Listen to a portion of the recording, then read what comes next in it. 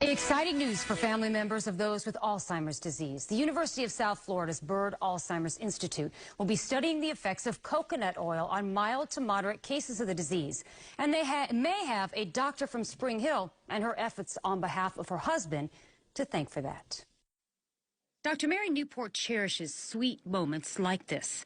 Her husband, Steve, has Alzheimer's, a brain-wasting disease that robs him of his ability to live his normal life. He was 51 when he began having symptoms and 54 when he was officially diagnosed, and he started on Alzheimer medications at that point. Dr. Newport says she didn't see much improvement. By 2006, Steve was no longer able to do any accounting, simple math, or even a calculator. Being a doctor, she did some research. I found a medical food that was going to be coming out a year later. It's now called Axona. But when I digged for information, I found out that the main active ingredient was medium-chain triglyceride oil, MCT oil. And I recognized this because of my profession. I'm a neonatologist, and we used to add this to the feedings of our premature newborns. She learned MCT was extracted from coconut oil, so she calculated a dose equivalent to what was in the medical food and started giving it to her husband. The day before, this was Steve's drawing of a clock. 2 weeks later, Newport says he drew this.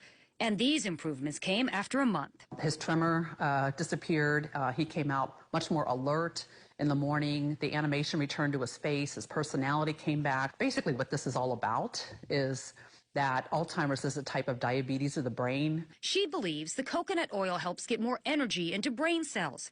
She went public with her theory, and emails and letters started pouring in.